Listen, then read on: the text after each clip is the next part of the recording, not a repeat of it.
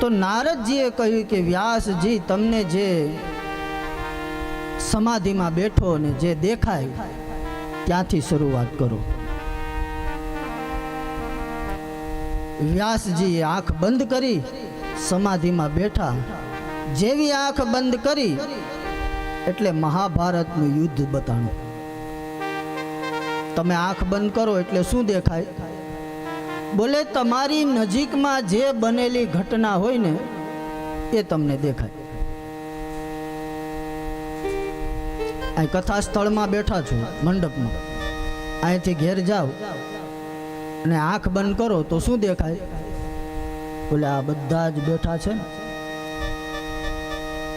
ભલે આમાં ઘણા વ્યક્તિ એવા હશે કે જેને તમે પહેલી વાર જોયા હશે, પણ છતાં એ તમે અહીંયા 4 કલાક બેઠો એટલે એ જ તમને સામું દેખાય. એમ વ્યાસજીની નજીકમાં બનેલી ઘટના એટલે મહાભારતનું યુદ્ધ. મહાભારતનું યુદ્ધ બતાણું એટલે વ્યાસજીની આંખ ખુલી ગઈ કે મારે તો લખવું છે, આ ક્યાં જોવા માંડ્યો હું? એટલે ફરી વાર આંખ બંધ કરી તો એ જ યુદ્ધ દુર્યોધન રણ મેદાનમાં પીડ્યો છે એ દેખાણું. ફરીવાર આંખ ખુલી ગઈ. ફરીવાર આંખ બંધ કરી, ફરીવાર સમાધિ લગાવી. ત્યારે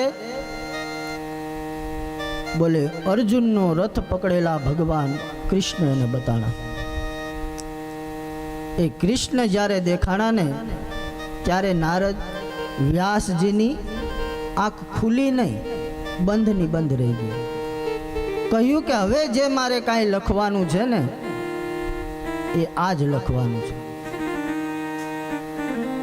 ભગવાન કૃષ્ણના ગુણગાન, જેણે પોતાની નગરી દ્વારકા છોડી અને મારા પૌત્રના રથને જેણે સંભાળ્યો, તો ભગવાન કૃષ્ણની જોઈ અને વ્યાસજીએ પોતાની કલમને ઉપાડી અને લખવાની શરૂઆત કરી. મહાભારતના યુદ્ધથી ભાગવતની શરૂઆત થઈ.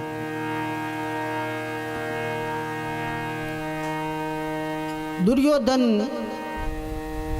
એ મહાભારતના યુદ્ધમાં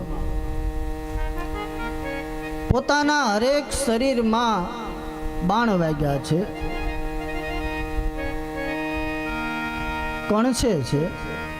એ પડ્યો પડ્યો કોઈને બોલાવે છે, પણ કોઈ હતું તો નહીં. આવે કોણ? એ સમયે અસ્વસ્થતામાં એક લાલ ટેન લઈ અને ત્યાંથી નીકળ્યો.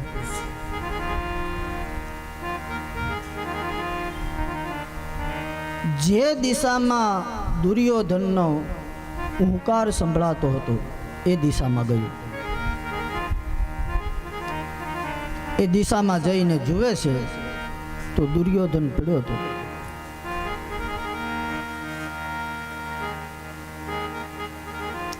અસ્વસ્થતામાં એ કહ્યું કે ભાઈ, હવે તો આ બધું પૂરું થઈ ગયું, તારા પ્રાણને તું છોડી દે, શું કામ દુઃખી થાય છે? ત્યારે દુર્યોધને કહ્યું કે આ પૃથ્વી ઉપર જ્યાં સુધી પાંડવો છે ને ત્યાં સુધી હું મરીશ નહીં. શું કામ? બોલે મારો જીવ છે ને ત્યાં અટકેલો છે. તો તને ગતિ મળે એવું કાંઈ કરું. શું કરવું કે જેથી કરીને તને ગતિ મળે? દુર્યોધને કીધું કે જો તું ચાહતો હોય મને ગતિ મળે એવું કાંઈ કરવું હોય તો પાંડવોને મારી નાખ. અસ્વસ્થતામાં એ કીધું ભલા માણસ, એ 5 હતા, તમે 100 ભાઈઓ, એ 5, છતાં તમે કાંઈ એનું ન બગાડી શક્યા, તો હવે હું એકલો શું કરી શકવાનું? બોલે ગમે એ કર, તું મારો મિત્ર છે, તે મારું અન્ન ખાધું છે, અસ્વસ્થતામાં કીધું, ભાઈ સામી સાતી ઉપર લડીને તો હું એને નહીં મારી શકું. બોલે તો કપટ કરીને. બોલે એ બની શકે. અસ્વસ્થતામાં કીધું, ભાઈ તારી માટે આ કરવા પણ હું તૈયાર છું.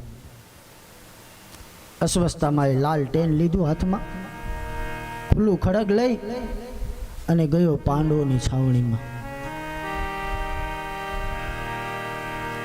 પાંડવોની છાવણીમાં જઈ ને જુએ છે તો 5 સૂતેલા છે. એ સૂતેલાને જોઈને અસ્વસ્થતામાં પોતાનું ખડગ કાઢી અને 5 મસ્તક ધડથી અલગ કરી દીધા.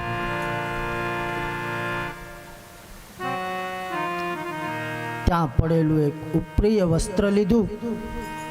એ વસ્ત્રની અંદર 5 માથા ભર્યા, ગાહડી વાળી અને આવ્યો દુર્યોધનની પાસે.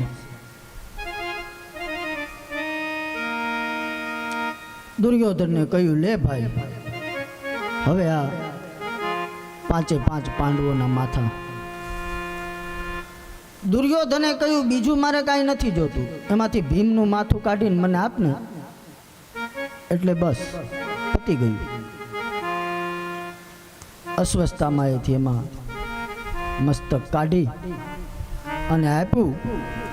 કહ્યું, ભાઈ લે.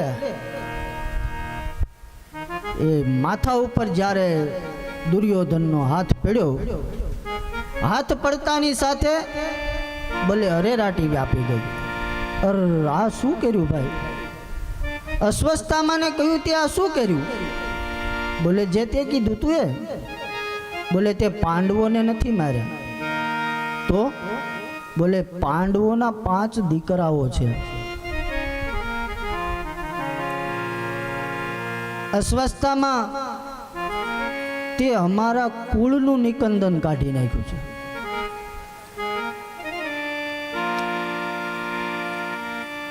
અમારી પાછળ તે પાણી આપે ને એવો કોઈ વ્યક્તિ ન રહેવા દીધો. આવું જ્યારે દુર્યોધનને અફસોસ થયો, આવું દુઃખ થયું, ત્યારે દુર્યોધનનું પ્રાણ પંખીડું ઉડી ગયું.